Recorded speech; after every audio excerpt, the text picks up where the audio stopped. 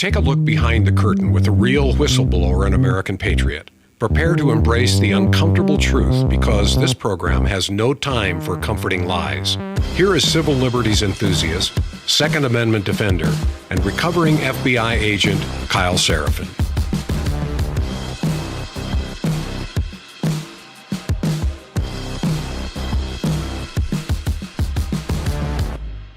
Hello, my friends. Welcome to the Kyle Seraphin Show. Today is Tuesday. It is September the 16th. I appreciate you being along for the ride with me on this second week of kind of chaotic stuff going on. A lot of stuff I want to cover today, and I'm going to give you kind of a quick little taste and preview. First, we're going to talk about a little bit of financial news and whether or not the Fed is going to get a chance to drop interest rates. I think that's something that those of us that may be in the housing market in the near future are interested in. For those of you that are interested in borrowing money, that's going to be something that's going to make a difference. And obviously, it's a jumpstart to the economy when you start cheapening the money supply again. But there's always some politics that are involved in it. And Trump's attempt to get rid of somebody on the Federal Reserve Board looks like it's stalled out in the appeals courts. So that's worth talking about. So we're going to talk a little bit about lawfare in that way.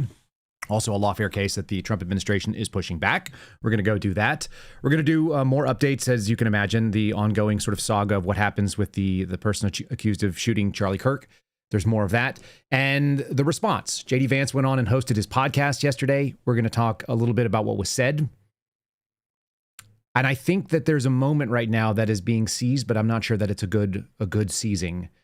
This discussion of whether or not you can make peace with people on the political left. I think there's a danger right now that there's a demonization of all people that believe things left of center.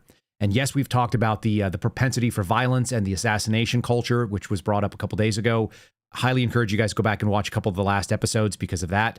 But that being said, it doesn't mean that that's the entirety of the left, even if it is a good chunk of them, and there's a much higher percentage. So we're going to try to get between sort of the noise there and get down to the signal of how strong is it, how dangerous is that group, and is it really appropriate to say things at a moment like this where we're going to just ignore American civil liberties? Remember, that was the trap of 9/11.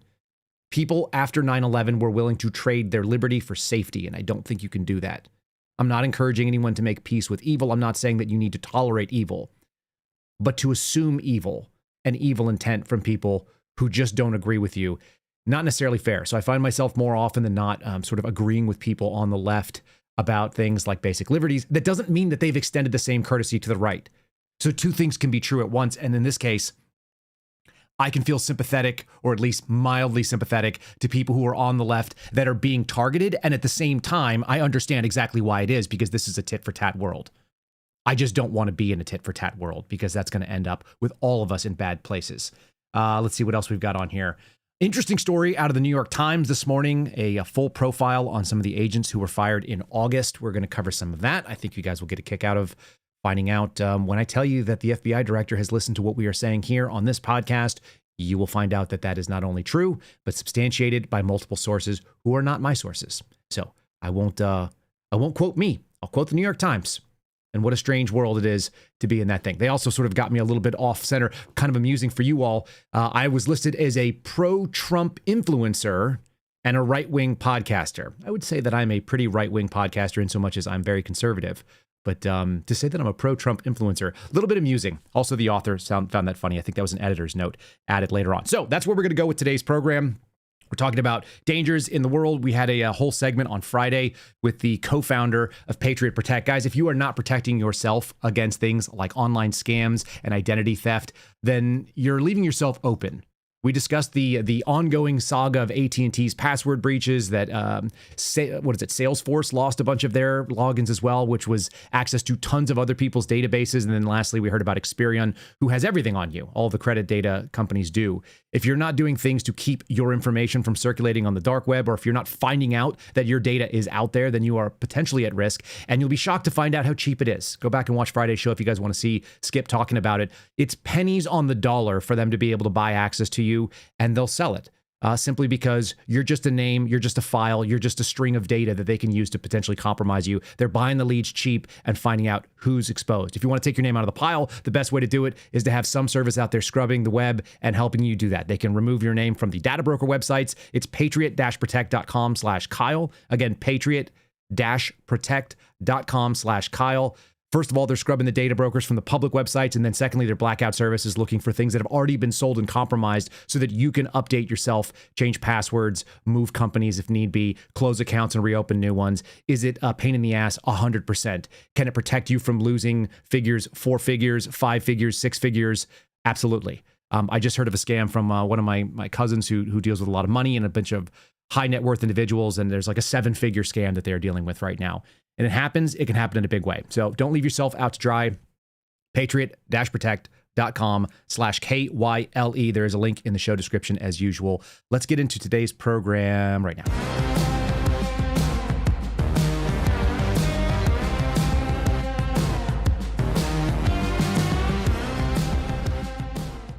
All right, folks. So we're going to start with maybe boring but required. Let's talk about the money situation that is going on in this country and potentially the loosening of the interest rates. The Federal Reserve Board is one of the groups that votes and decides how this thing gets laid out for us. They set the prime rate, and then the banks go out and lend based on that. And so that means a lot of things, whether it comes to capital investment, it has to do with whether or not they can invest in personnel and whether or not they can expand or they have to stay sort of somewhat contracted. The cost of money is something that is not necessarily supposed to be political. It's supposed to be apolitical.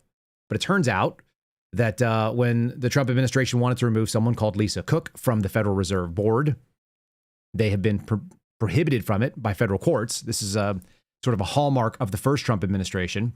He did try to fire her over fraud and mortgage allegations, which we'll get into in a second here. There's also allegations about the same sort of issues with Letitia James, the Attorney General of New York. And this particular termination is being blocked. I don't actually know what that means for her going back into work. Does she go back in because the court said yes? Does the Trump administration, are they compelled to follow it, or they continue to keep her sort of on the sidelines? It may have something to do with the way that the voting goes on. And it sounds like she's going to get a chance to be on this particular vote when it comes to whether or not the interest rates changed. All right. Panel of federal judges blocked Donald Trump's removal of Lisa Cook from the Federal Reserve Board hours before she and the other top officials are set to go begin a meeting about whether or not to lower interest rates. We're expecting to hear an answer. Today is Tuesday, so we're expecting to hear an answer on Wednesday from what I read. That's supposed to happen relatively soon. 2 of the 3 judges on the appeals court said that the Trump administration had not satisfied the stringent requirements for a stay pending the appeal. Sounds like she gets to go back to work there then. The federal judge in Washington blocked her removal on September the 9th. That was just last week. But the administration quickly appealed the ruling, asked the court to rule before the Fed's next meeting on interest rates, and it sounds like they didn't meet that burden, so they can request either a en-banc review or it ends up in the Supreme Court, likely to appeal to the Supreme Court based on this article. He moved to fire her in late August. That was only a couple of weeks ago, citing allegations of mortgage fraud brought by one of his political appointees. Of course, they have to mention that, not the fact that it was coming from the Federal Housing Finance Agency, but from the actual director. And that makes him, politics again. She has not been charged with a crime, has denied any allegations. This is a real issue. She is, in fact, innocent until proven guilty in this country. And allegations, it turns out, should not be the standard that we go out there and we remove people from. And actually, I see this in the same way. Unless you're going to do fair process. I actually have this sort of like nuanced take on the removal of those FBI agents that happened last month. It's somewhat amusing to see the tit for tat piece. More amusing to me is that we never saw a single fawning and self-serving piece, an emotional appeal piece by the New York Times for guys like Yerto Boyle. This particular piece I'm going to bring up later on talks a lot about the combat veteran status of 2 of the men who were removed, who were just brick agents at the GS-13 level, my former level that I was at. But it also, I don't know. I don't know that those guys are hard leftists. I imagine they're probably not if they're military veterans. They are people that worked alongside the machine. And so to watch the machine and the media access spring into action to excuse certain people, and that the New York Times suddenly is interested in what I have to say about these particular stories, it is kind of a turning point, at least in my end. They're still partisan. I'm still not. And so watching sort of the alliances shift around you, if you stay, I don't want to say that I'm in the middle, and I don't think many of you may be in the middle either. We're just trying to be fair about what comes in. And if you're fair, you find yourself taking incoming fire from both sides, and also you end up firing in all directions because everybody can do things wrong. I actually don't think that going after people with what I will call weaponized government is a net good, although I have little sympathy for the people who are experiencing it today. Does that make some sense? Is that a reasonable position? It seems reasonable to me, but you guys will let me know in your comments. You'll let me know in the chat as well.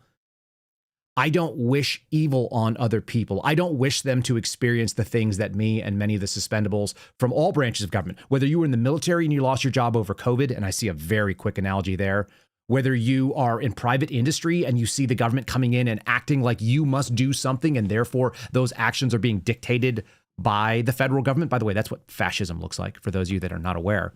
The textbook definition of fascism. It's private ownership, but it's heavily influenced with either subsidies or penalties by a federal system, by a national government. I don't like seeing it. I don't like seeing it from one side or another. But again, I'm sort of light on sympathy. It's kind of like the old, it's like the meme or the GIF that you guys have seen of Bruce Willis, and he's in the Nakatomi Plaza. And he throws whatever the bad guy out the glass window, and it falls down and smashes on the hood of the car. You've got the cop down at the bottom looking up. Carl looks up and goes, what the hell? You got a dead body on the front of your thing. And what does he say? Welcome to the party, buddy. Welcome to the party, pal. That's kind of how we feel. It's the same as seeing that other sort of famous meme where you got characters standing up there on a they're standing up on with a noose around their neck. They're in the gallows. And, the question is, first time? We've all experienced this moment. If you've seen any sort of weaponization of government coming at you, you see it. So your sympathy is a little bit low. But we actually should probably have more empathy than not. I'm going to show you why I actually think this is truly bad. Here are two people that I am almost, I would say, utterly unsympathetic to. Joy Reid. I have so little sympathy for her. A millionaire that cries about losing her show. And then also Letitia James, who spent years campaigning on and celebrating the ability of taking her governmental power in the state of New York and pointing it directly at Donald Trump, a predetermined outcome. That's what weaponized government is. Weaponized government is the Stalinistic attitude of you show me the man, I show you the crime. And it is something that I've spoken about since the first time that any of you heard my voice, which will be 3 years ago next week. It's super straightforward for me. If you have predetermined what the outcome is going to be, that the government is going to come out and crush fill in the blank person, we just have to figure out what stick or what mechanism we're going to use to do it. I got a problem with it. And if you're an honest person, and if you are a person of principle, that should bother you as well. If you're a partisan, if you're like a put on the GOP t-shirt and cheer on everything that quote unquote our team does, then we're not going to be the same on that. It doesn't mean you're my enemy. It doesn't mean that we have to be angry at each other. I'm just going to tell you that I'm going to politely disagree with you. This story would involve sympathy if she hadn't done exactly the same thing. And I still think it's wrong. I think it was wrong when Letitia James did it, and I think it's wrong if the Trump administration is going to do it. And again, this is coming from someone who got hit with the exact same sort of mentality. We are going to seek out the people that are going to be resistant to our agenda. This is the Biden administration's move. They went after everybody who was in the private industry with the OSHA mandates. Many of you guys know this, but if you were a governmental employee, you don't realize the private sector got hit just as hard with this push, the fascistic push, if you will. And then the second piece of it is that those of us that were in federal service or the military, which is a slightly different animal, we felt it very, very acutely as well. I don't think that what's good for the goose is good for the gander is a way that this country heals, and I don't think it's a way that we continue this experiment together. It actually does lead to national divorce. So you won't see any tears on my end, but I will tell you that I think this is wrong. Let me just play this little clip of Joy Reid here. Donald Trump said that he said that he called me all kind of names, and he basically directed the Department of Justice to investigate my affairs. And they're using mortgage fraud as the vehicle upon which they're investigating myself, Adam Schiff, Miss Cook, Lisa Cook, and countless others. And it is, most of it, as you know, is frivolous, it's baseless, because in order to prove mortgage fraud, one has to prove intent. And that's a very high standard, a very high bar to meet. Okay. Well, I agree with you. It is a high standard, but that doesn't mean that you guys did not take all kinds of weaponized actions in your own right. You know, like where you extend the statute of limitations and you have to prove an underlying felony, but you choose not to. There's a lot of ugly things that got done by this lady's office, by the people who are in New York. Again, it lessens my sympathy. I do actually have empathy because I know what it feels like to have a government come after you. And it is crippling and it's terrifying. There's nothing scarier than knowing that the federal government could point its incredibly powerful lens to start looking like with a microscope into your finances. You're looking at a guy right here who got them going into his emails, into his social media DMs. And why? Because I'm a critic.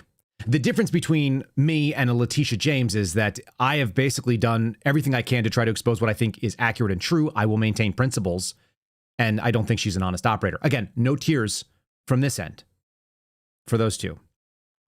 But it doesn't change the fact that we're going to have to deal with whether or not the Fed is going to vote for or against the money supply. Selfishly, a lot of us want to see the money supply loosened so that we can kind of unleash the American economy. But the other side of this is that we still have a massive inflation problem. You know, we've cut the rate of inflation, but we have not gained ground on that inflation. That's a big deal. Things are still getting more expensive every single month. It's just at the rate that the Fed generally considers to be acceptable, which tells us that we've really run the course on what we can do with money. And I got a problem with that. It's not the only thing that's going on in the money world. Our Treasury Secretary went out and they're working on some other things in the back end that I'm kind of concerned about. I gotta be honest with you. I'm not real crazy about the way that many Americans get news. I don't want to stop it, but I do think that we have a generally ignorant population. I've been watching former producer of the show and friend to me, Ryan Matta, do this game where he continues to take information out of context and present it like he's an expert on it with questions. And that's kind of this sort of tech mentality. It's like, hey guys, did you know this thing? I'm going to say a bunch of unsubstantiated stuff. And then people go, oh my God, this guy said unsubstantiated stuff. It's kind of like the attitude that you shouldn't believe everything that you hear on TV. I watched a clip that Ryan pushed out from the Redacted podcast. And I know Natalie and I know Clayton. I like both of them. I think they're very bright, but they're talking about this software from NSO that's called, what is it called? Pegasus. It's a zero-click exploitation of cell phones that can use a cell phone to monitor you and do a bunch of other stuff. What's wild is that I covered that going back almost 3 years ago now on Dan Bongino's Fox show. You guys remember how long ago that was? It feels like it was like ages ago for me. We talked about it, that this software, Pegasus, it doesn't actually affect U.S. cell phones. It's not capable of it. It doesn't go after U.S. cell phone numbers. Now, they do have a software that does, and it's called Phantom, and I never see anybody talk about it. But facts actually matter. It reminds me of the Jack Reacher series, right? Details matter in an investigation. Details matter when you talk about giving out information. And you should be really specific about that. If you're going to make allegations that Israel is somehow working with Mexico to compromise cell phones, you should at least call the technology as it was. And I remember surprising Bongino on air talking about it. He goes, tell me about Pegasus. And I go, well, that's not really the concern. If the FBI said they didn't use it or they did use it, it's irrelevant because we're talking about non-US based phone numbers. And he went, oh, said it's Phantom is the actual thing. And it was only targeted to US government customers. Now, could somebody else reverse engineer that technology? Maybe so. But all of that tells me is that we're happy to get sort of like close enough. Like there's a bunch of people in the crowd who are making furtive movements or touching their nose or their hats where Charlie Kirk was shot. And suddenly we're going to just say, because I saw this and because I want to believe it, I'm going to say whatever I like. No matter the fact that I'm going to impugn the honor of people who I know nothing about, and it turns out might be very long-term friends of the Kirk family, who might be Christian apologists who show up there and actually participate, who are familiar to the security team, and you're going to make the allegation out of nowhere with Bigfoot-level grainy footage that somebody got shot in the neck from the side. We have a lot of like soft and sloppy information being slung. So there does have to be a difference, but the difference shouldn't be government, at least not coming from my end of it. I don't think the government needs to crack down on what is good speech or good information or bad information. This is something we have to do in our homes. When I talk about the cultural crusade, like I talked about yesterday, that means that you have to conquer it in your own heart, and you have to conquer it in your own children's heart and your own family and in your own circle of influence, that we start looking for real sourcing, that we don't just wing it and say, oh, the bad guy is fill in the blank. Why? Because I don't believe anybody after 2020 and whatever I believe is good enough. As my father, who came on the show one time, told me, don't confuse me with the facts because I've already formed an opinion. Many Americans are in that boat right now. And I think that's a really dangerous place to be. So for all of the good of free market and the fact that they're going to work some deal out with TikTok and it sounds like it's going to be sold and stay inside the US. And so people will be able to have that outlet. I'm sort of okay with that. We've got really, really garbage information spewed out at high volume, some of which can be weaponized against the listeners by simply boosting. They don't have to go out there and tell the people, hey, go create this content that's going to be false. They can just algorithmically on the back end turn up the volume on nonsense to keep Americans at each other's throats. And I think that's actually where we're at right now. Anyway, this is the Treasury Secretary talking about the deal that's going to work out for social media. We have a framework for a TikTok deal. The two leaders, President Trump and Party Chair Xi, will speak on Friday to complete the deal, but we do have a framework for a deal with TikTok.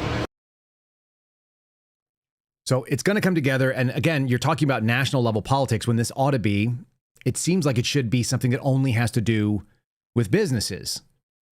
This is the dangerous part of our current moment where we have this really nasty embedded interest because we're dealing with China, which is sort of all things Chinese, all businesses Chinese also have an association or a tie or a link to the Chinese Communist Party. This is the trouble with dealing with communists. When the means of ownership are, only nominally in private hands and in reality are controlled by the state, you end up doing business on a state-to-state level when it ought to be business-to-business level. All that said, things to watch. Consider the information flow that you bring on. Consider the information and the facts that are coming your way. And there are no shortages of bad information in the last couple weeks, specifically sort of surrounding the investigation into Charlie Kirk's death and the killing.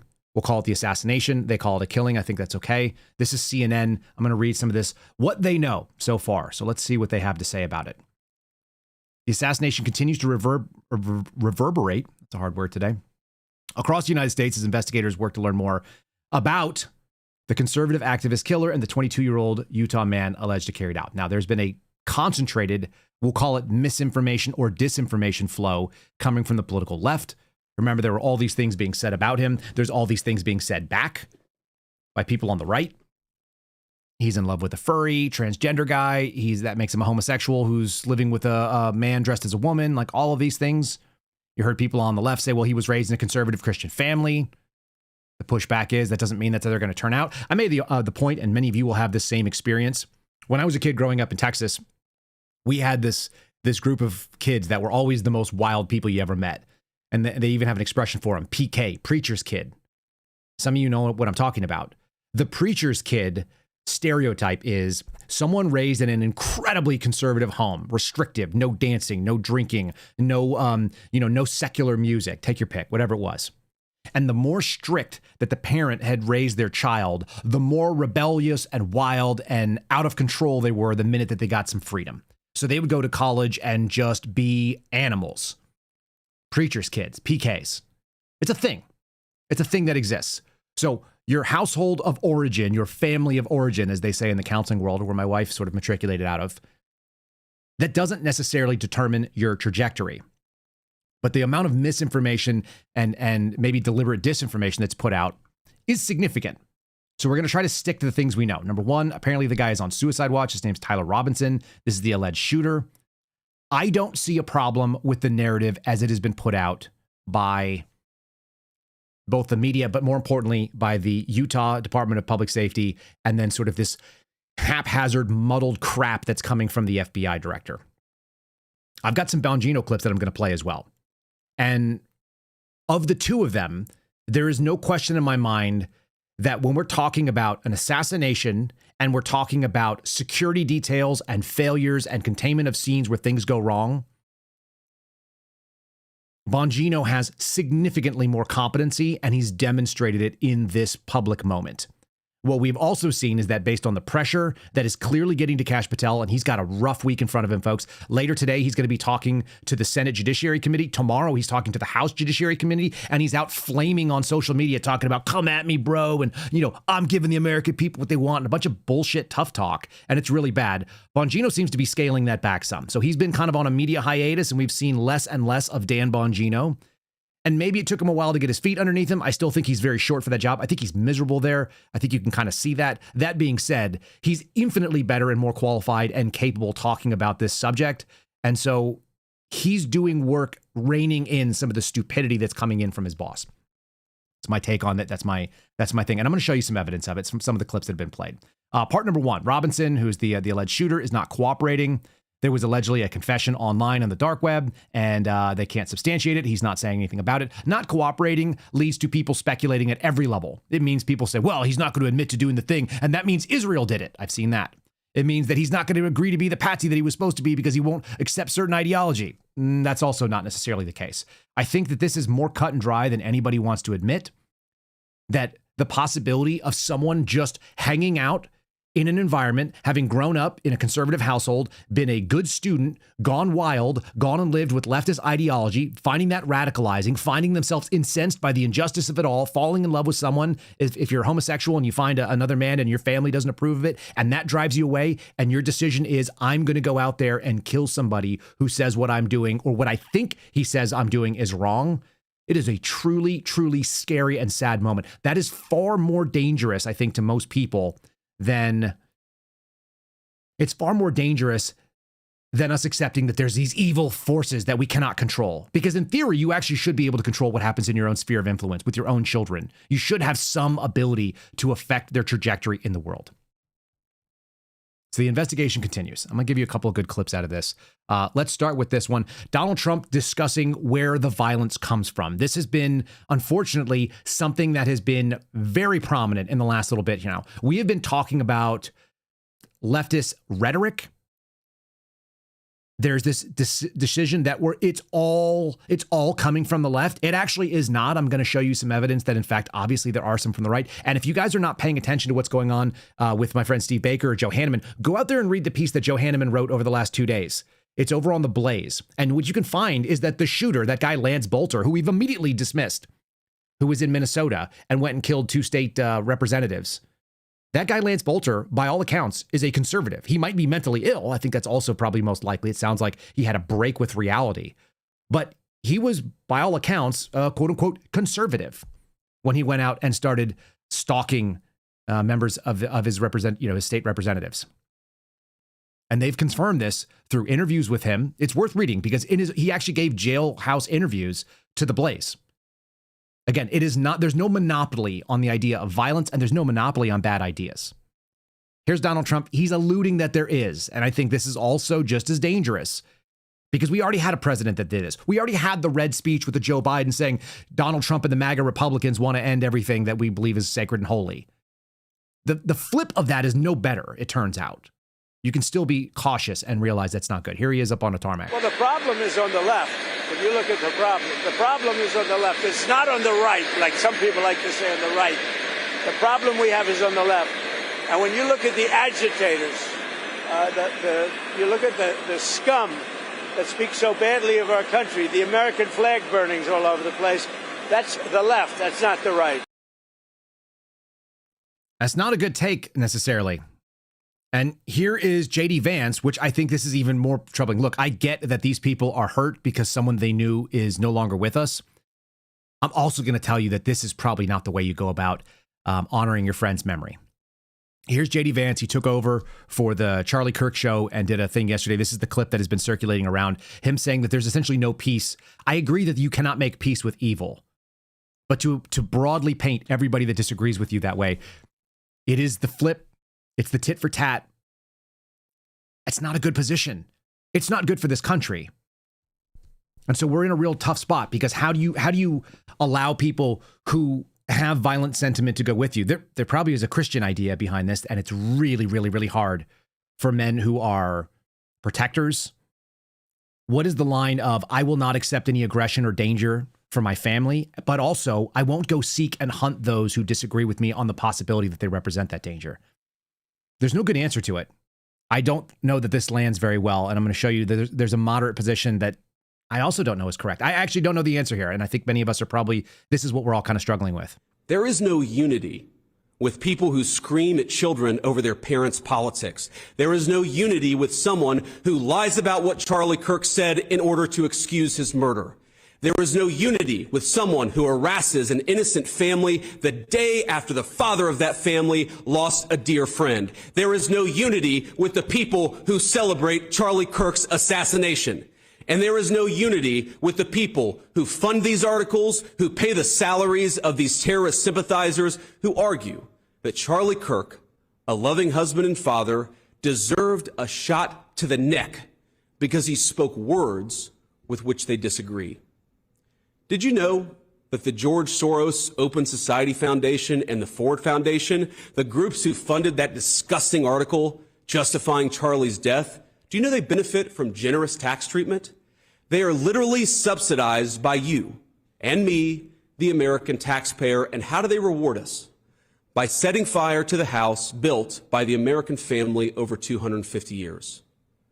I am desperate for our country to be united in condemnation of the actions and the ideas that killed my friend. I want it so badly that I will tell you a difficult truth. We can only have it with people who acknowledge that political violence is unacceptable, and when we work to dismantle the institutions that promote violence and terrorism in our own country. He's not wrong, but the lead up to this and the message that most people take away due to short attention spans, that TikTok mentality, is they heard that if I'm on the left, I'm the enemy. And you can't make peace with that hard left piece that says that assassination is an appropriate way. The assassination culture that we talked about with George Hill the other day on Friday. And yet, we have to find that middle ground for people that are persuadable. And the other thing is you have to capture the youth, young people who are impressionable. Remember, if you can go from a conservative Christian household to thinking that Charlie Kirk is an existential threat to your way of life and want to kill him, you can also radicalize people backwards. And there is a group of people that are doing that. A lot of people that I keep seeing doing that. There are more and more young people that are looking and going, the bargain that the people in front of me have is not a good one.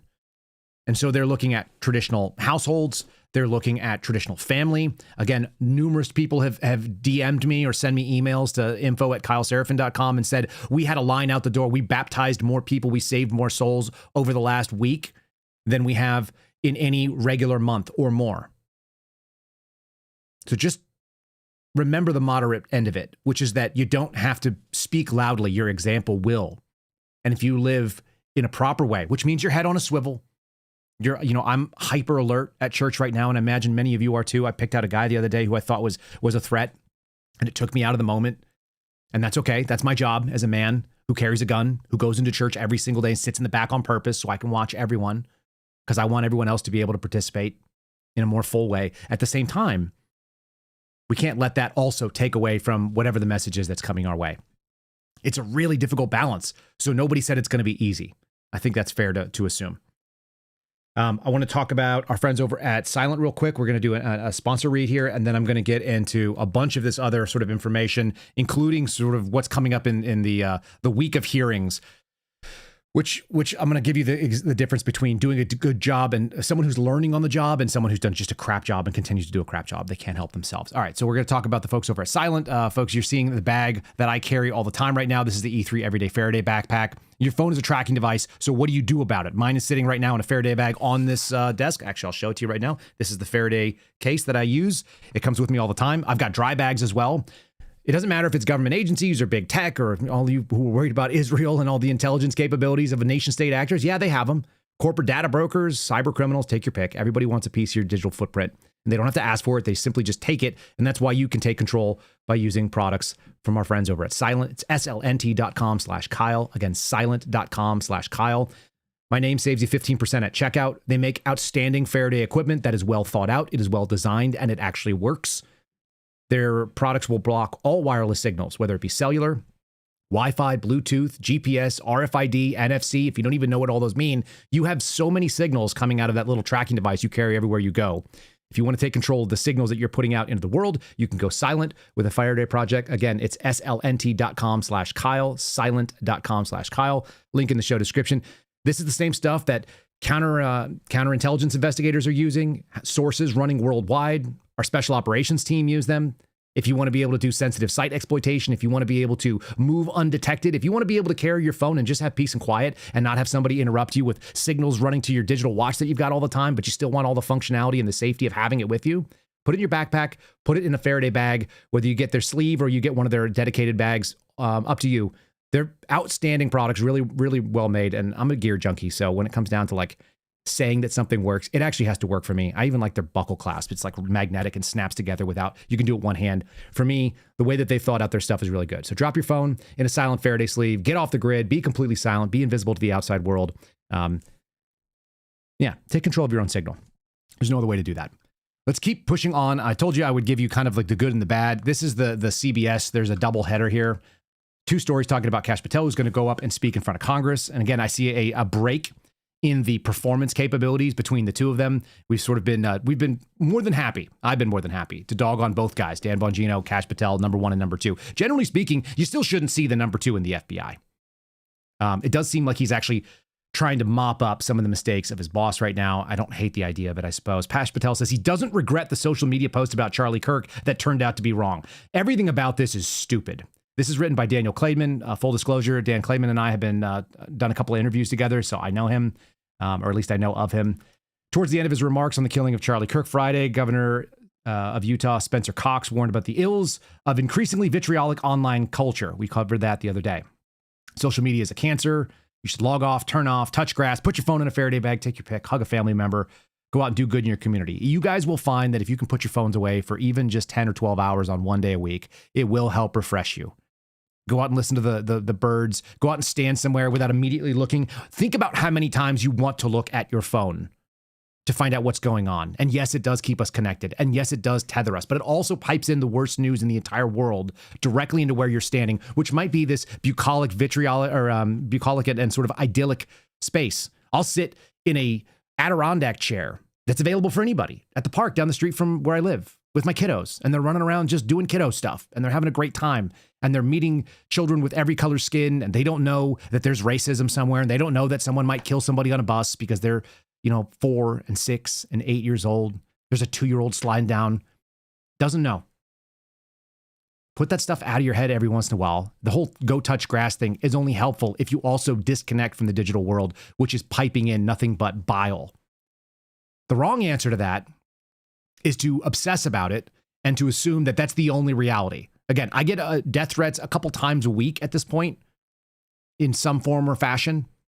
I don't take them seriously because I can't, because I've got real kids. And when I go out in the world, nobody knows who I am and nobody wants to hurt me. And if they did, they'd be dealing with an armed, angry, capable father. So being prepared is the solution to fearful living. Unfortunately, right now, we've got an FBI director that's living in fear of losing his job. That's everything I can see about it. There was a comment in here. A retired special agent said you can either be a social media influencer or you could be the FBI director, but you cannot be both. That is absolutely true. That is 100% the case. You cannot do both. And so his attempt to prematurely inject information into the info space is nonsense. And what I also heard from agents who are working out of the Salt Lake office is there was this incredible pressure to jam somebody up, anybody up,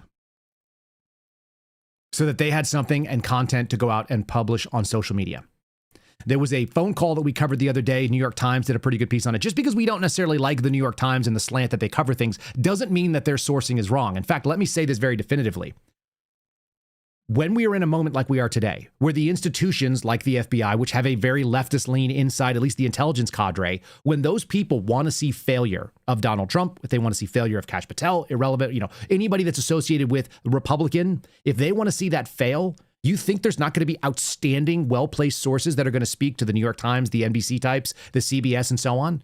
They all have really good sources. They reach out to me with information that I know, and I worked there. And those people have known me for, almost a decade, and trust me, they have those sources as well.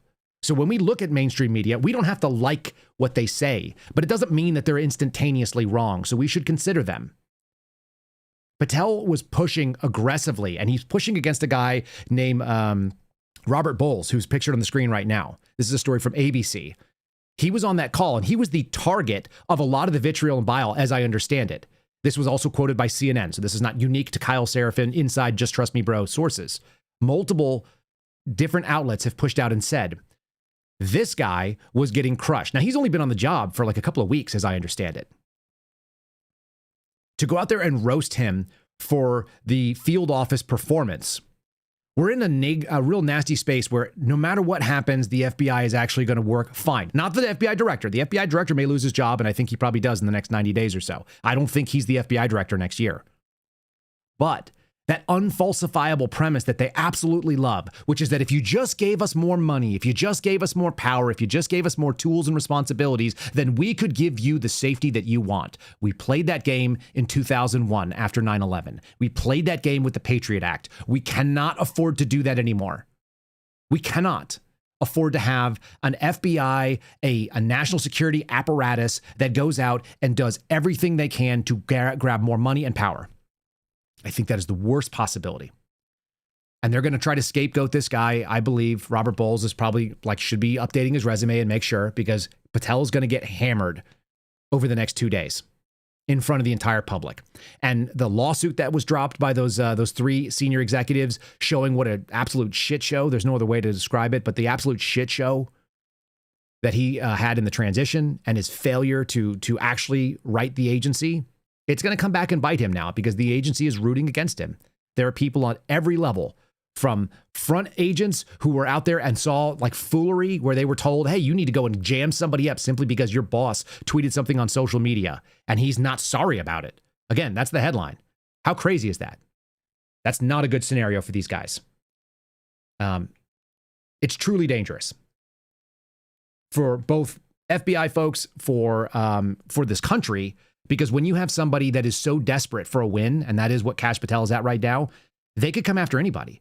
They went after people who were Charlie Kirk lovers, supporters, who thought he was amazing, that went there just to hear his voice and to be in his presence. And they tried to jam these people up based on what? Superficial evidence, the same kind of conspiratorial crap you find on social media. This is the problem with being a social media influencer and then also trying to do something that is deadly serious. Try to wrangle weaponized government and bring it back. They didn't capture the FBI.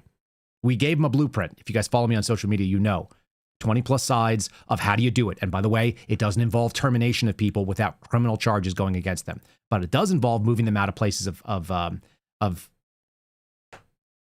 authority where they can actually negatively impact the mission you're trying to do.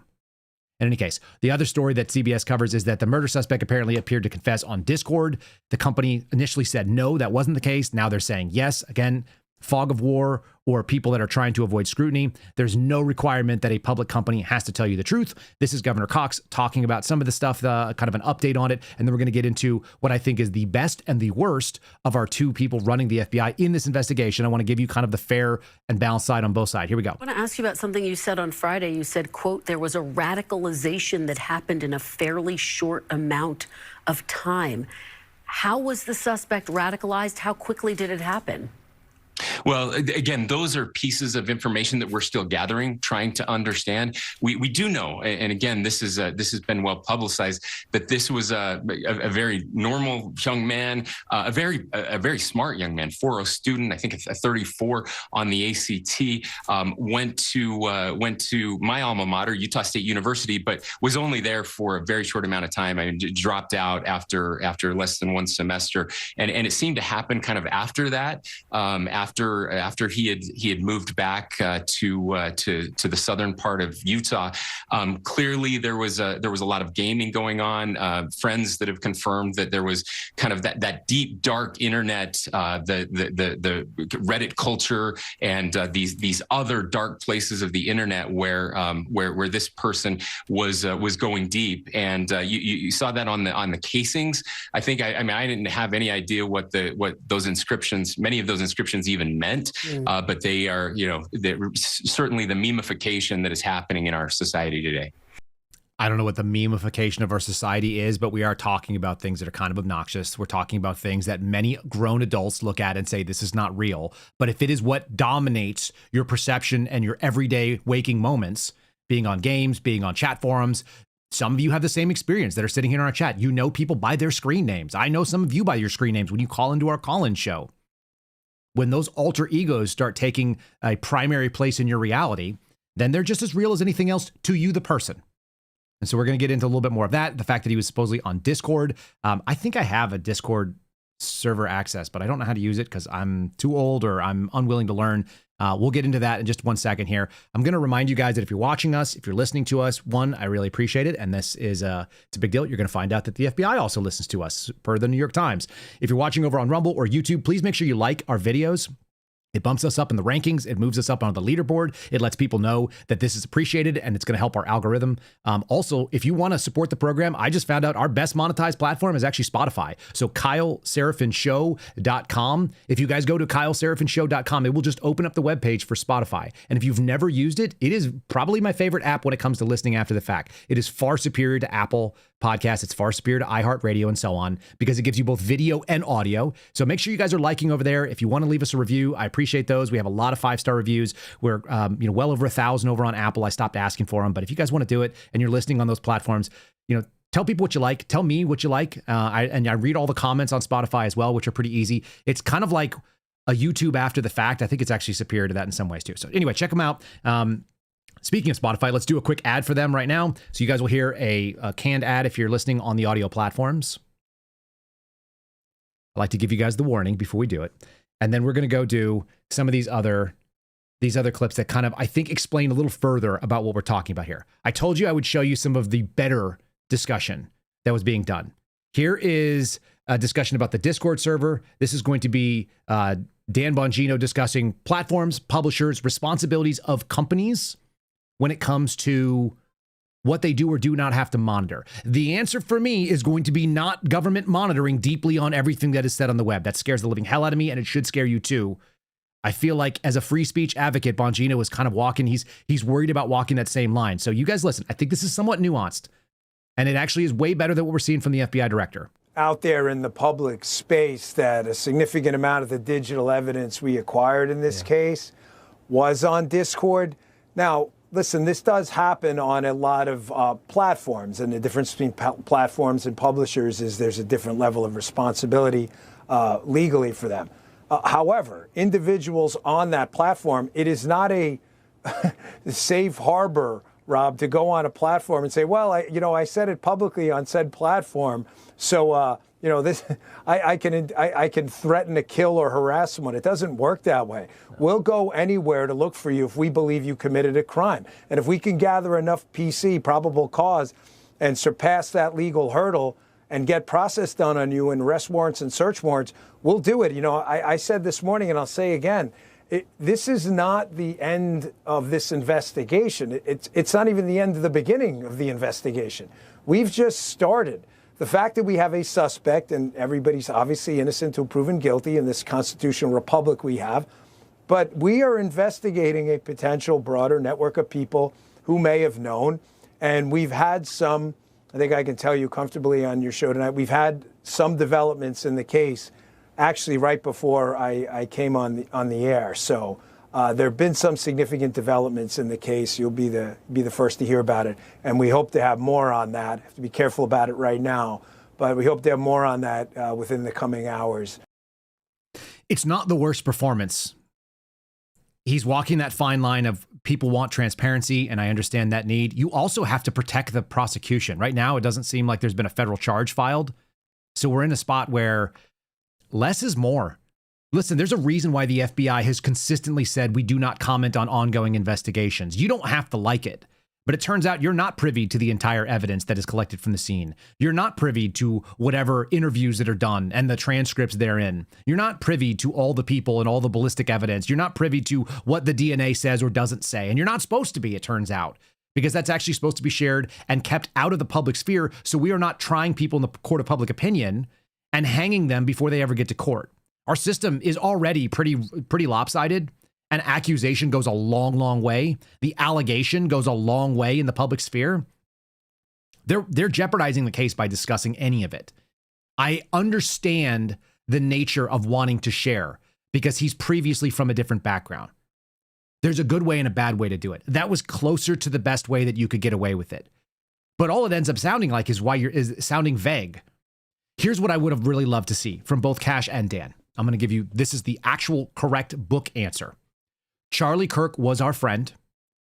We will dearly miss him because we are invested both emotionally and we had some financial obligations and so on into his company and to him as a person. We are not going to have anything to do with this investigation whatsoever. We are going to recuse ourselves. We are going to delegate all authorities to the Associate Deputy Director, who has our full trust and cooperation and will give any necessary resources that make sense for the FBI to help local law enforcement bring someone to justice. We pray for his family. That would be the correct answer. Everything beyond that has been wrong to some degree or another. Again, you're supposed to recuse yourself. That's DOJ policy. That's FBI policy. That's broadly speaking law enforcement policy across the country. Law enforcement officials and guys who have served in there, all you retired Leos, you let me know in the comments. You tell me if they would let you investigate something that you were personally invested in, emotionally invested in. You can't do it. Here's the claim about the Discord server. This is stuff. Look, leaks happen in the media. That happens all the time. No big deal. It's really not. It happens. And you're going to do it even in an unofficial, official way. What you're not supposed to do is go out and comment on it and look like a complete fool. And that's what, unfortunately, the FBI director did. And he's running politics and influence games. And as far as I can tell, he is desperately trying to keep his job. And that's going to go into what goes on with the fact that Trump has ordered people into Memphis. It's highlighted something that I absolutely despise in this administration. It's funny when someone calls me a pro-Trump influencer, because the worst thing that Trump does, hands down, in my opinion, as a non-Republican conservative guy, I really hate to see the cult of personality thing. And I really hate to see that every single cabinet secretary, particularly the ones that are most in jeopardy of losing their jobs, and every single sub-cabinet person has to first fall all over themselves and drop to their knees in front of Donald Trump and his memory and his golden idol. And I don't know if Donald Trump demands that or if that's just what they think he needs. I suspect it's the latter. I think that they think that's the way that you stay in Donald Trump's good graces. And it's really gross. It's sycophantic. And I keep seeing it. Here's Fox News doing, this is what an actual official leak should go. It should go without comment and should go unsubstantiated. It should look like this. All right, breaking right now, reports of a confession posted on Discord from Charlie Kirk's suspected assassin hours before, after the murder, but hours before his father turned him in to authorities in Utah. This is Washington Post reporting on this at this point. Justice correspondent David Spunt joining me now live from Washington. Hi, David. All right, so then you get a justice correspondent, not an FBI spokesperson per se, unless they're saying we're pursuing all leads and it's an active investigation, so we're not going to comment on it and jeopardize it. That's the right answer. Again, you start putting two social media guys out there, you start running into problems. Potentially, and I'm going to show you something, when you start saying enough things, you are going to make yourself a potential witness for the defense.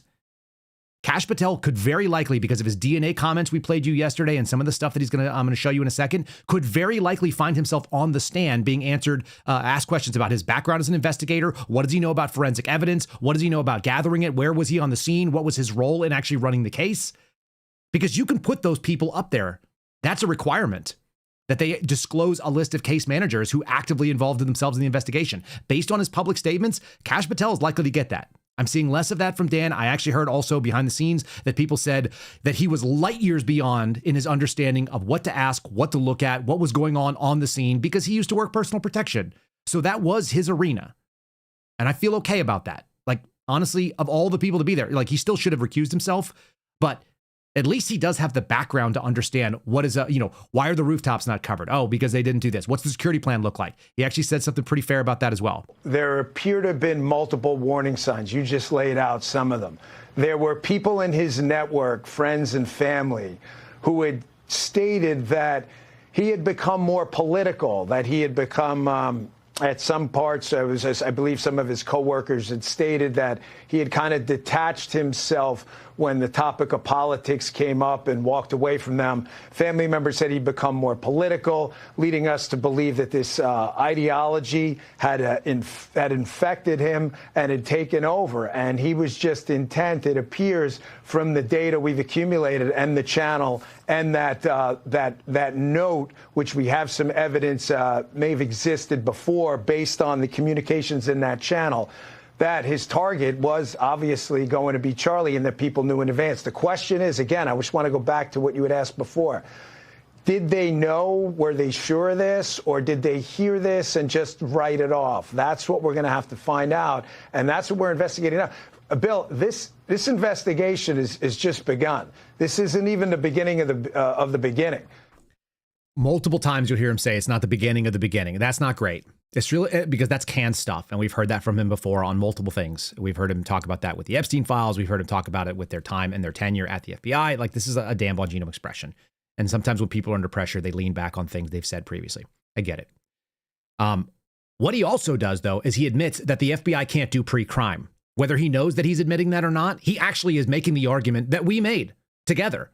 Dan Bongino and I and Kash Patel and Julie Kelly and Peter Schweitzer and Dinesh D'Souza and Steve Friend and I, we made an argument that the FBI is not a vehicle that can do pre-crime.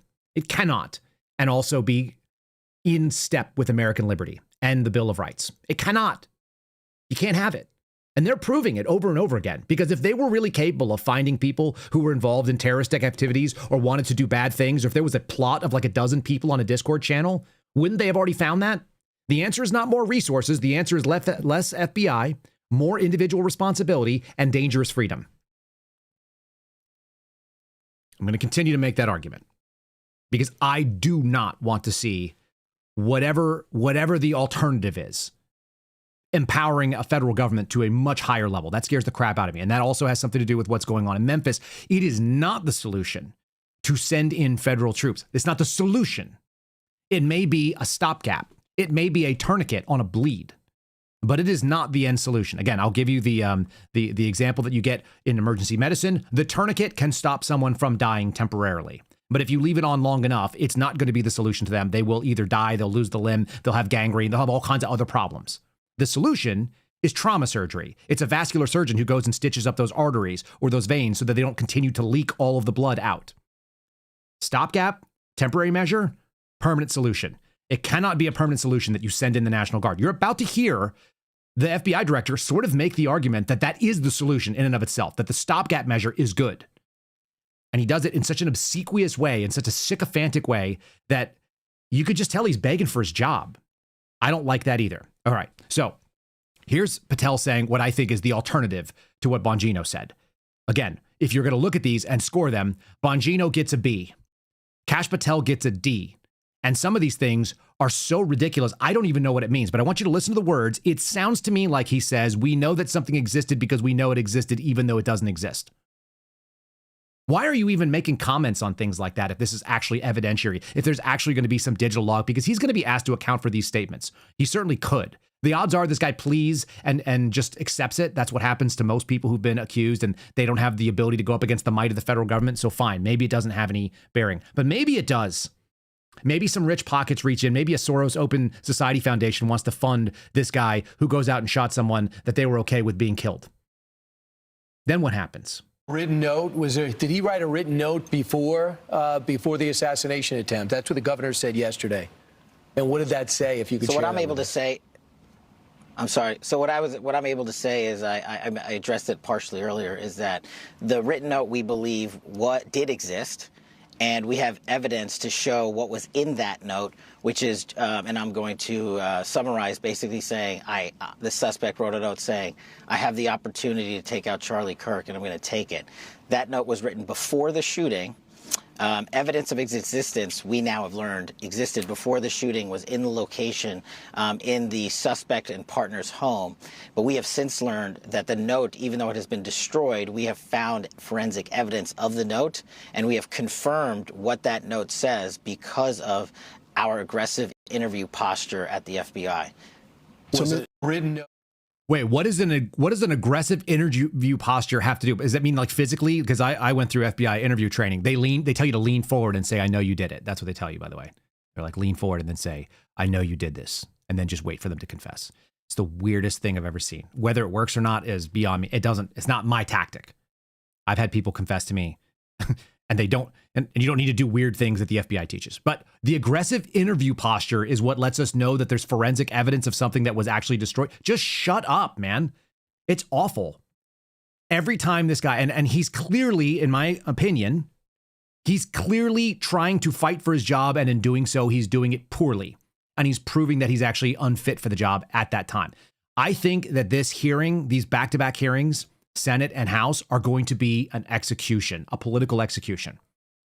I'm open to being wrong, but watching his social media posture and watching this. So the headline you're seeing is coming from CBS, and it says that Trump signs a memo. Let's see here. Trump signs a memo sending a federal law enforcement to join the Tennessee National Guard in Memphis. They've picked that as the city that they're going to go try to address. Significant number of homicides in Memphis. You know, beautiful city at some points and incredibly dangerous in other places. So, okay, fine. I get all that. All that's out there. But is it required as a someone who comes into the Trump administration, the first thing you have to do is bow down, get on your knees and kiss the ring like you're getting in front of a bishop or the Pope? It's so bizarre. And I don't remember anybody doing this. I remember people covering for Joe Biden saying, he's so great, he's so awesome because he's so fit and he does laps around me, but not when they're giving substantive discussions of policy. Maybe I missed it. You guys let me know, because maybe that was just that's just what American politics is today. I don't think it is. Here's Patel in the Oval Office. By the way, he's all in the corner over there. Bondi's right next to Trump. She's safe. He's out on the wings.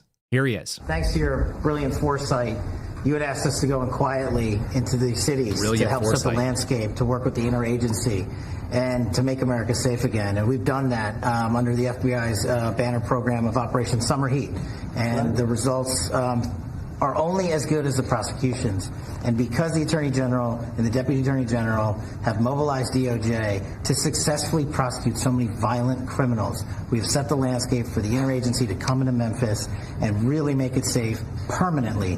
As the governor and the senators and the other directors were saying, it's not a short-term mission, but thanks to you launching us early, launching us quietly, not looking for the credit, Mr. President, we greatly appreciate your support and the advanced foresight you had in doing that.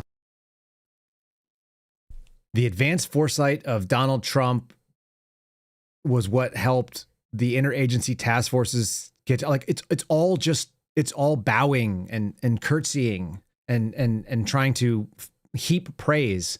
And Trump doesn't even look like he's buying it. He's just kind of like, man, like, what are you talking about? He grabs onto that raft of summer heat. What prosecutions? Do we have statistics behind them? Are they doing significantly more criminal prosecutions than previously? That's what DOJ does. There's an entire wing called the criminal branch that does that, or criminal division. All they do are criminal prosecution. I don't know what that is, but listening to it, it just sounds desperate. It sounds super thirsty. It sounds social media desperate. So there's the story. By the way, I really like this picture of Memphis. Memphis at night looks awesome. It's sad that there's some pretty neat American cities that have these skyscapes, that have beautiful sunsets, and they have neon lights, and they have the possibility. Austin is like this too. And then there's also just like people knocking each other out in the streets and drunken buffoonery and people, crapping on the sidewalk. And so, I don't know. We have this idealized idea of what it should be. Trump signs a memo sending the National Guard into Memphis for a crime crackdown. He indicated during the memo signing in the Oval Office. Chicago was next on the list. St. Louis possible as well. Look, all these places have bad problems. But how do you fix the actual issue, which is that it is not a federal problem per se. This is a local problem. And should the local government actually want to solve those problems, they could prosecute and they could put people away. I don't think you can actually send in national troops and say, one, it's a solution, and two, that it's going to fix the problem locally, which is that people seem to keep voting for this. For all the talk of democracy that you hear on the political left, what are they saying? They're saying that they want this, that these are the ways that they want those cities. I still think you have to vote with your feet. I think you have to vote with your dollars. I think you have to leave. And you can create this somewhere else. If you're a business owner in this place and you want to pack up shop and move, it sucks. How many of us have had to move for a job or move for opportunities because we don't want to live where something is dangerous, stupid, or that the politics are going to not favor us? Probably a lot.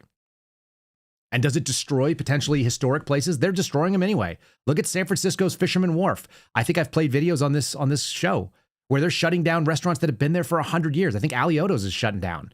You know, that was a staple that was on the waterfront.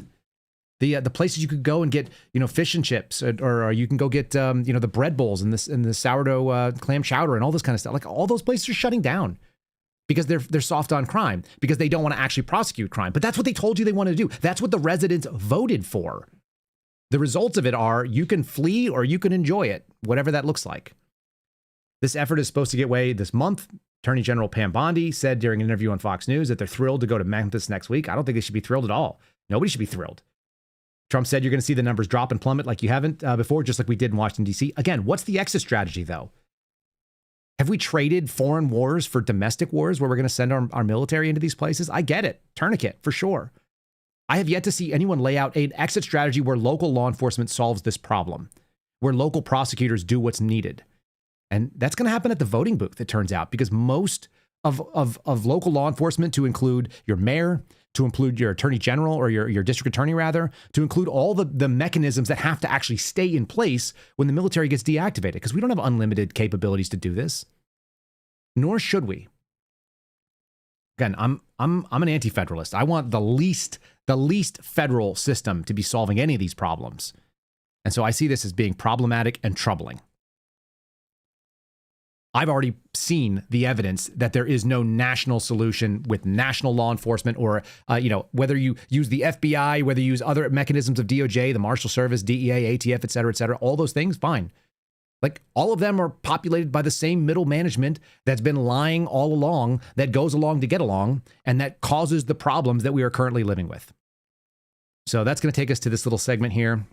Let's see if I have any other thing. Oh, I also wanted to talk about hate speech. Before we get to that, this concept, Pam Bondi says she's thrilled to go in.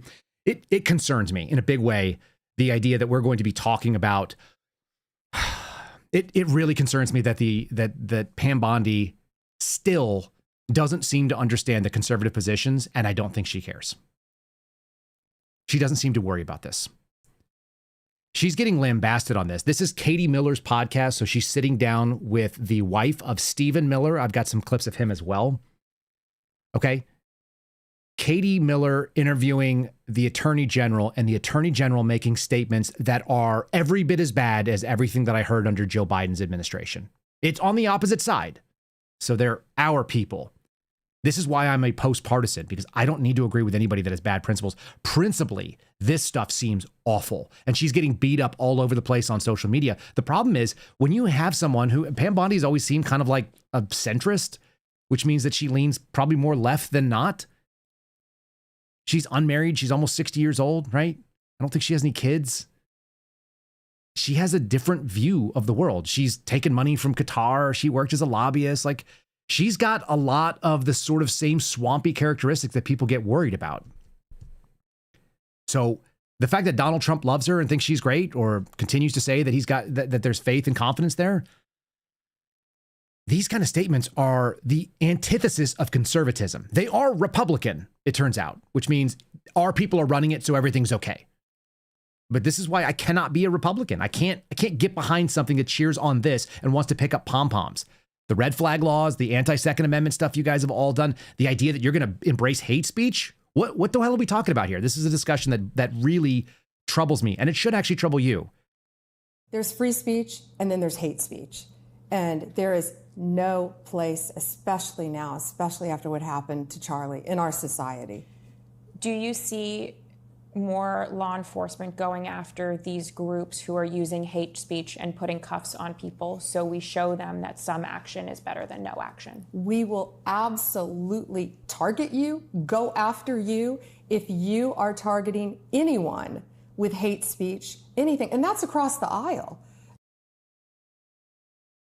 Is there a constitutional basis for this statement? Because it really concerns me. Do these people not remember what that oath said?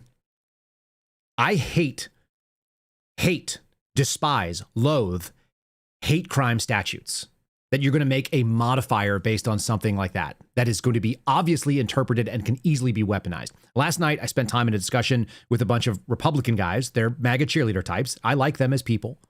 I'm not impugning their motives. But the question came up, should we pass a law that defends people who are attacked while they're in the expression of their speech? And the answer is the same as the issue in Memphis or in Chicago or anything else. We already have those laws. They already have those laws. The issue is enforcement, and it continues to be enforcement. So if you have a problem with whether or not you're going to have enforcement happening, if your local law enforcement or your prosecutors use prosecutorial discretion and do not prosecute certain types of crimes, then that is being solved at the voting booth, and it is a much bigger issue than you passing another law. The answer is almost never more laws. And certainly this idea of like, we're going to go out there and criminalize hate speech and target people that say things that we don't like, yuck. That goes wrong immediately. How do I know? Because they already did it in the last 4 years. We already saw that. They targeted pro-life Christians and Catholics who were out there praying in front of abortion clinics.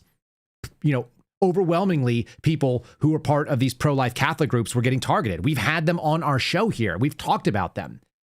Speech can be deplorable and awful, and yet it is still protected. Like, you're allowed to have bad ideas in America.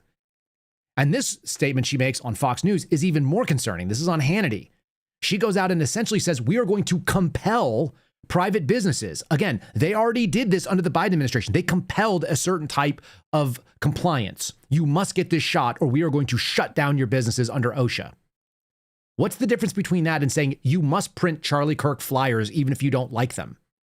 What's the difference between that and the Masterpiece cake thing, the bakers who were being compelled? And all of us said, no, you can't compel them to make a cake for a gay wedding. You're going to compel somebody at Office Depot or anywhere else to print off a flyer for something you don't like? Fine, hold them to account. Don't bring your business there. Does the federal government have any role in that? I will tell you, I think not. You guys are free to disagree. And I look forward to the comments of justifying it. Free speech is supposed to be free. There can be consequences, but it shouldn't come from the government. That's what the First Amendment actually says. Shall make no law. Right? Here's our Attorney General, apparently not understanding like the most basics of what our First Amendment requirements are for our government. It is a leash. Stay out of it. Allow the public to sort it out in the marketplace. That's horrific. It's free speech, but you shouldn't be employed anywhere if you're going to say that. And employers, you have an obligation to get rid of people. You need to look at people who are saying horrible things, and they shouldn't be working with you. Businesses cannot discriminate. If you want to go in and print posters with Charlie's pictures on them for a vigil, you have to let them do that. We can prosecute you for that. I have Harmeet Dillon right now in our civil rights unit looking at that immediately, that Office Depot had done that. We're looking at that. But Sean, you know. But Sean, let me just tell you, what we want to do is tell people what they should or shouldn't do from a position of high authority that has real consequences from a national platform. This is not a good look, and it's not conservative, and it shouldn't be something that we cheer for at all. I certainly don't want to cheer for that. It makes me very nervous to know that our Attorney General is going to try to legislate, I guess, morality of how you should work. This goes back to that bigger question, which is the same thing that J.D. Vance, that we sort of started off with. J.D. Vance saying whether you can make peace with the left or the right. There are ways to conquer this, but they do not involve government. When I say a cultural crusade, you'll notice that I'm conspicuously absent from saying that we should have a militaristic solution. If you want to fix this, you're going to have to fix it over a generation because we've lost it over 2 generations or more. We've had an institutional collapse where people in educational systems have gone out there and indoctrinated minds. So you're going to have to do it by actually doing something that's really, really hard. You're going to have to be someone who breaks with tradition. How many people assume if you have high school age children that you're going to send them to college and that they're going to come out fine? Probably most of you. I would say that we are now in a post-university system. There is no room for debate. It is indoctrination. And it is something that is very different than what it used to be. And that means taking on new hardships and forming new structures, new institutions, and dismantling the old. That's what a cultural crusade looks like. It means I'm going to now take on serious risk and discomfort because I'm going to manually build new things. We're going to create new pathways for success. And we are going to shirk and we are going to lose all of our support financially for the old ones. That means you don't support financially with your money to the schools that you went to. And it means that you have to use your money to do things that are otherwise starting from scratch, and they won't work out great. And some of them will turn out poorly. You have to start at a very young age, like my kids are age 8, and 6. I'm sitting at the breakfast table explaining assassination and why people might want to kill somebody for their words. That's not a great thing to do as a dad. It's not a good feeling to be able to explain that to your kids who have to look out there in the world. But we were in a post-institution system where a lot of those institutions have proven they failed us. The evidence has been very obvious, and until the support has fallen and it goes and they collapse on themselves and they rebuild with the original purpose for debate, for conflicting ideas to come and be challenged. Assassinating Charlie Kirk, when I did an entire episode called Assassinating Debate, we're talking about killing public discourse. So you can't do that anymore in the same way and expect they're going to, like, we've already proven that you're going to get riots and rallies and people that are politically angry, and they're going to use violence or threat of violence to try to keep those away. Ben Shapiro has been dealing with it for years. Michael Knowles deals with it for years. Take your pick. Look at your people over at the Daily Wire that go out and do this stuff on a regular basis. The Turning Point ambassadors show up there and they're met with protests and threats of violence regularly. So why do you support those institutions by sending your kids there? Don't try to...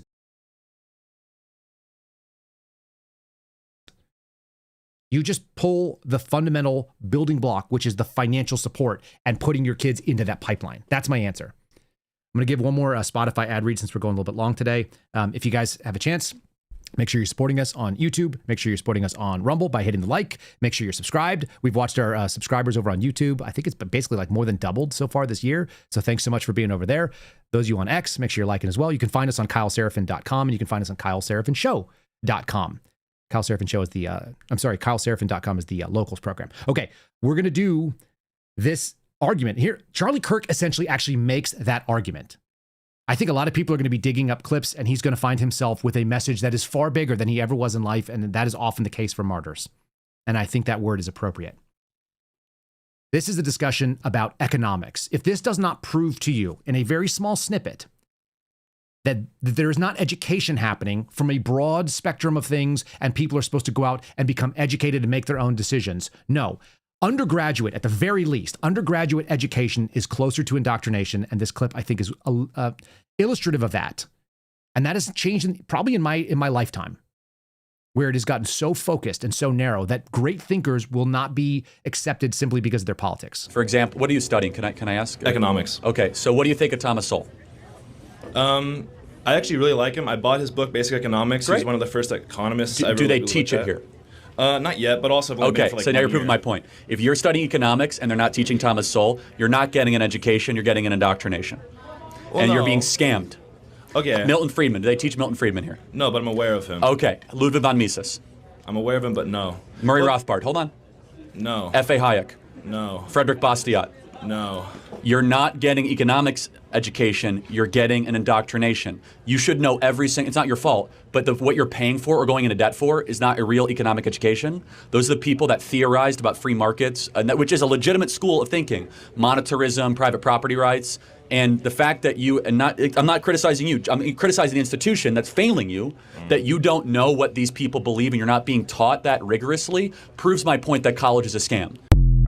Your opinion, why do you, for example, why do you think there haven't been riots across the country for what happened to Charlie Kirk, like we saw after George Floyd was killed, or the LA riots, or any number of other riots? I think it has to do with his affiliation with President Trump, who is very unpopular with a lot of us. That's why there haven't been riots? I think people are not as sympathetic to someone who is sympathetic to Trump these days. Oh, well, there's been millions of people doing like prayer vigils and peaceful gatherings. Trump refused to do anything about a state senator from our state. He did very little to children that were killed while they were in mass in our state. Mm-hmm. I don't want to have anything to do with that man or anyone who supports him in any way. I don't even know what Trump has to do with this. You're saying there wasn't riots across... He has millions of supporters. Charlie Kirk has millions of supporters across the country. I'm asking, why did those conservatives that support him not destroy the country and burn down cities like we saw the left do? Sorry, you're not going to bait me with that. He goes, what? That's a contrast. A young person will say, oh, you're challenging me. And you know what? I don't know the things you're talking about. And you have a breadth of knowledge that I don't have. I should probably try to acquire that. What am I paying for at this university? Whether it be radicalizing on the left because of Discord channels and meme culture and being on Reddit, or the alternative of you're at a college campus and someone introduced you a bunch of great thinkers who maybe don't say things that you agree with, but you should be familiar with them and be able to debunk and say why their arguments are, right? The famous scene from Good Will Hunting, where you've got a man who's self-educated bringing up, these are the contrasting ideas to what you just said. Are you going to just plagiarize all that stuff? At least you've heard of them. At least you're considering them. That doesn't happen if you don't actually challenge your thoughts and your ideas, if you don't broadly look at what makes the most sense and is there evidence. And the evidence is that if you don't do that over a long period of time, you get siloed in like this old lady was, who's standing there saying, you can't bait me into talking about something that I don't like. I just don't like him. I have no reasons. I have no rationale. I have no critical thinking. I have no evidence. I just said Donald Trump is bad. Didn't you hear me? I said Donald Trump is bad, and that's what we say. That's how we think. And he goes, what the hell does Donald Trump even have to do with it? It doesn't. She's not a thinker. And she had that moment where she chuckles and is like, oh crap, I don't actually know anything deeper than I know that Donald Trump is bad. It's the Mr. Mackey. Okay. No more, no thought. At least the young person has the opportunity. But if you're sending your kids into indoctrination camps where they are not hearing broadly about all the topics and what people say on all the ends of it, whether it makes you feel good about it or not, then what are we doing? So these institutions have outlived their usefulness in so many ways. And we keep seeing it in so many representations over and over and over again. So the only way to do it is to stop the cycle. You don't continue the insanity and expect some different result. You don't continue doing the exact same thing. It also points out that little clip of all the thinkers he's listing, even just to know the names of people that are representing the thought processes that he believes are of value. Charlie Kirk dropped out of college, as far as I understand. He wasn't my friend. I didn't know him. But I'm consistently impressed by every time you see an example of an exchange with him that he is broadly and well read, which is what was supposed to be the purpose of university. You were supposed to go get educated most broadly. They're now just like crappy factories for who's going to be an accountant. Do you have a degree in accounting? Who's going to be a business manager? You have to take a Western Civ. These are all like 2-year tech schools. And we've turned them and we've given them all university degrees. When in reality, people who graduated from university for all of history until very recently, that was people who have been exposed to the breadth of knowledge that human beings have put together. And they are not doing it. They are so atomized and narrow focused. They are not university anymore.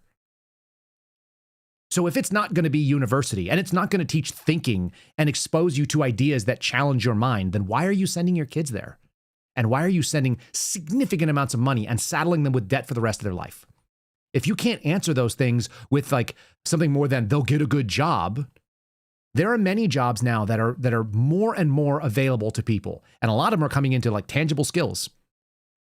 Self-education seems to be the right answer. Home education, alternative education ideas, self-guided education, trade schools. A rediscovering of the fact that not everybody's supposed to go to college. Not everybody has a mind like Charlie Kirk. Charlie Kirk belonged in a university. That's why he was there. That's why he was attracted to it, I imagine. Because the debate, the flourishing of challenging an idea meeting idea, and can you overcome your idea with evidence, and I will give you my evidence, and then we will see who is bringing the most important and salient information to bear, and phrasing it in a rhetorical way that actually resonates with an audience. That's what it used to be about. Rhetoric was a thing that you actually studied in university. This is, by the way, the way the Jesuits actually existed.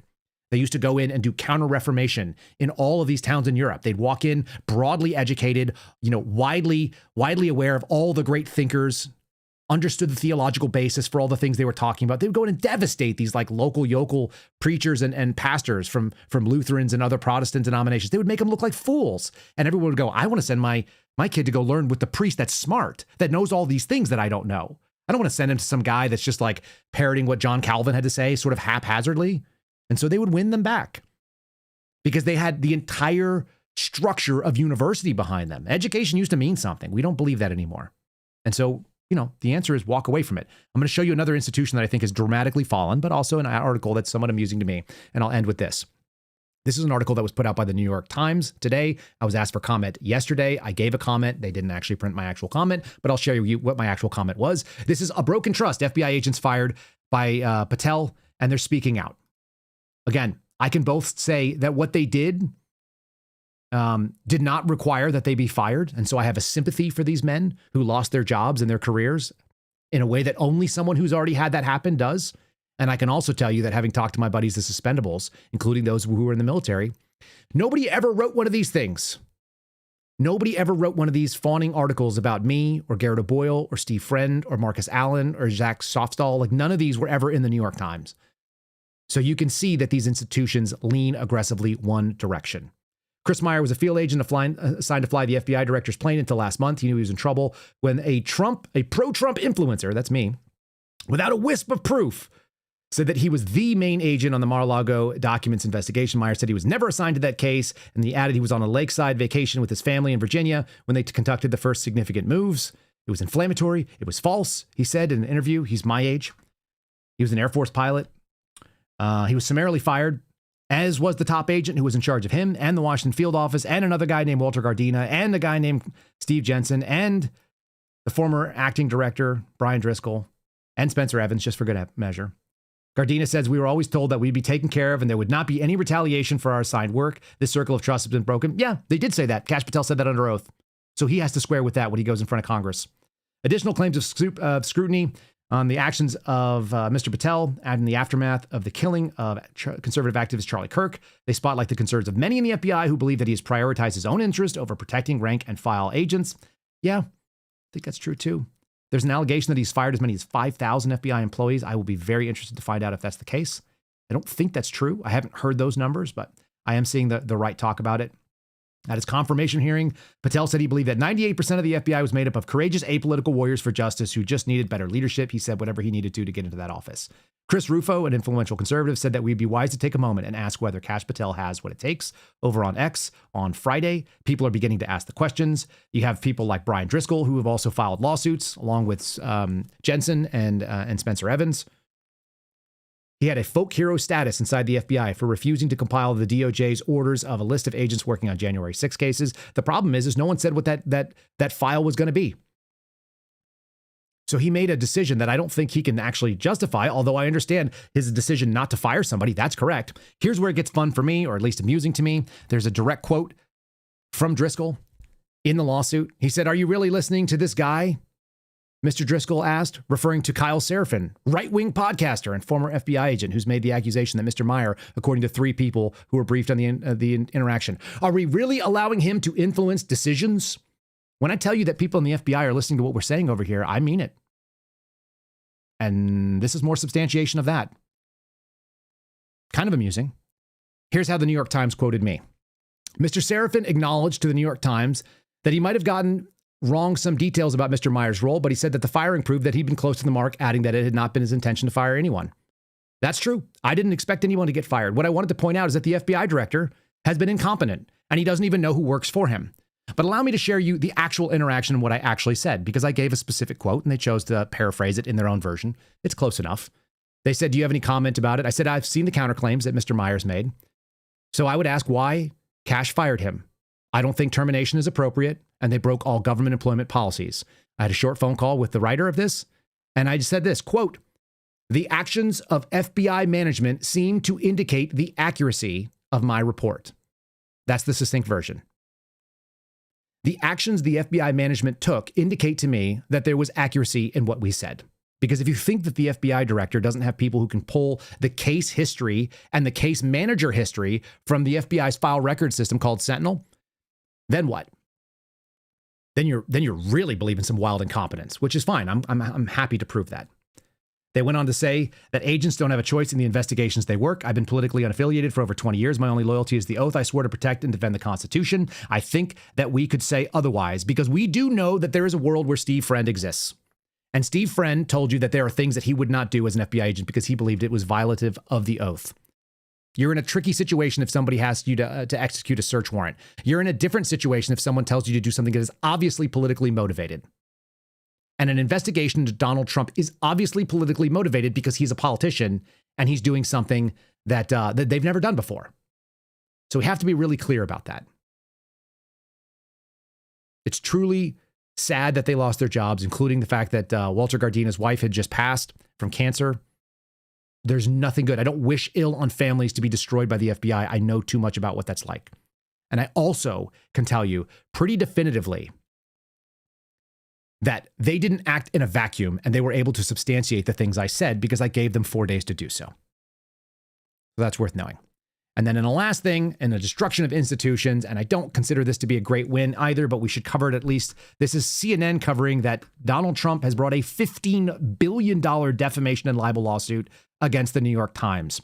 That is also in line with Pam Bondi talking about hate speech. I think more speech is the answer. Donald Trump has the biggest platform and the largest microphone probably in the history of ever in all of humanity. And so he doesn't need to sue for $15 billion in defamation. The people who know what Donald Trump thinks already do. The people who don't already don't. Like that lady, they haven't entered new thoughts. We're not in a war for a lot of this information. $15 billion lawsuits for defamation doesn't seem great.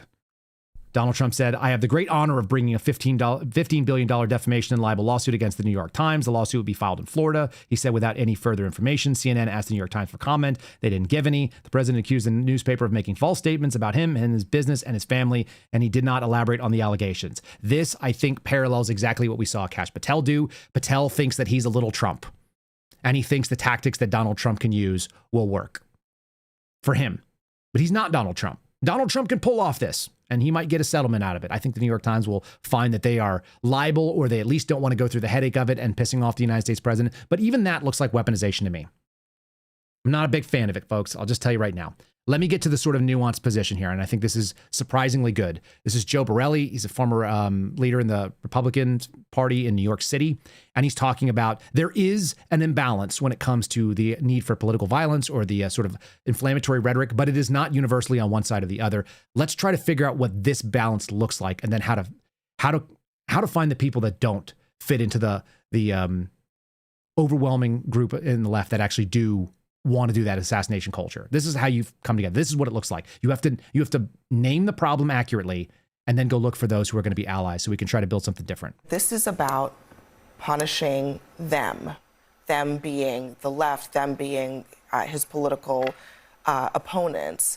That actually, I think, is surprising to a lot of Americans, because that's not typically what you would expect to hear from the White House after. Well, let's talk about some polling that he used to justify those comments before he made them on TV. YouGov came out with a poll 3 days ago talking about how each side feels about violence and support of political deaths. Liberals, 16% believe it's okay to feel joy when your political opponent is killed. Liberals, very liberals, 24%. Conservatives, 4%. Very conservatives, 3%. Justifying violence. Very liberal people have 25% answered yes, it's okay, you're justified that you should do violence against your political opponents. Liberals, 17%, conservatives, 8%, and very conservatives, 3%. That means it is 6 to 1 times more likely in respondents to this poll on the left. Now, I'm not saying there's exclusivity on the left. I'm not saying that. But there is certainly a problem where 6 times the amount of Republicans believe that it's okay to feel joy when your political opponent is killed, murdered, whatever, attacked, and that 6 to 1 believe that they are okay in justifying violence against political opponents. That's a problem. That's a cancer within the movement. This is all right. So he actually got the thing wrong. He said Republicans, but he meant Democrats there, obviously. But let's just do that. Let's assume that if it's 6 to 1, that means there are still people within your own camp that are problematic. There are still people who really have bad ideas. And so it is not universal. It may be slanted. So you got to find common ground people that think that violence is not an option. And then you also have to prepare yourself in case people do think it is an option. And those are 2 things you can do. You can arm yourself. You can learn how to stop the bleed. You can learn how to do emergency medical response. And then you can start fighting that crusade with your kids. I don't think you're going to change people who are in their 60s minds. And I don't think it's worth trying, honest to God. I don't. You might be able to change some of your friends' minds who are in their 40s. There's lots of people that do the quote unquote red pill moment. You can try that. People in their 30s a little bit more. People in their 20s are very impressionable. And they are open to finding out. And a lot of that comes down to traditional marriage, getting themselves into a church and just listening and experiencing that the folks that they thought were their enemy don't want anything bad to happen to them at all. In fact, they're in there praying for them every Sunday. That is a radical way to change. You have to expose them to good example. So that's my take on it. That's the short version of the solution. The long version, some of you guys are asking like, oh, how do you save the FBI? I've already covered that dramatically. I'm going to let this interesting week of hearings play out before we get there. But we'll talk about the FBI again. And for whatever it's worth, for all you that are wondering, hey, we haven't heard from Steve Friend and Garrett O'Boyle in a while. We wonder, are they okay? The answer is they haven't been paid. They haven't been reinstated. And the FBI, led by Kash Patel, is clearly dragging their feet all the way up to the deadline, which is now less than 10 days away before they have to hit additional punishments. I have the best palate cleanse that I've ever had. That may be too much, but I absolutely laughed out loud watching this one. This one is all for all of you. I don't know when it'll ever serve your lives. So before we do it, make sure you guys like the video. Make sure you guys are subscribed. I've asked 3 times. I hate doing that, but it's one of the things we have to do. This is something you may want to archive for later in case you ever end up with a government aircraft in your possession. I don't know how you're going to get one, but if you do, the apocalypse comes, you're going to want to know how to do this. How do you start an F-16? How do I start an F-16? The question's real. I stole an F-16. Flip the master, all the lights begin to feel. I stole an F-16. Set the fuel pump, start the number 2. I stole an F-16. Engines whining as the turbines chew. I stole an F-16. Turn the RER power on bright. I stole an F-16. Horizon centered, the line set right. I stole an F-16. Oh, watch the gauges and the needles climb. I stole an F-16. Wait till 20, it will take its time. I stole an F-16. Throttle back down to idle mark. I stole an F-16. Jet breathes deep with a rumbling spark. I stole an F-16. Unlock the gate and push it free. I stole an F-16. The bird comes alive with a roar of glee. I stole an F-16. Roll out the REL power on bright. I stole an F-16. Horizon centered, the line set right. I stole an F-16. I love a sea shanty. Then if it's about stealing a military aircraft, I can't help it. I laughed. I showed it to my wife. I don't think she got it. So she didn't think it was as funny as I do. If you guys think that's funny, make sure you've liked us. We'll make sure that we continue to try to share, I don't know, whatever this position is. It's not in the middle. I'm not in the middle, and neither are many of you, I think. We're on the right, but I think we're actually in the right as well. So there it goes. God bless you. Thanks for listening. Look forward to seeing you again tomorrow. Have yourself a great rest of your Tuesday. Thanks for listening to The Kyle Seraphin Show, streamed live weekdays on rumble.com/Kyle Seraphin. Follow Kyle on Twitter, Truth Social, and Instagram @Kyle Seraphin.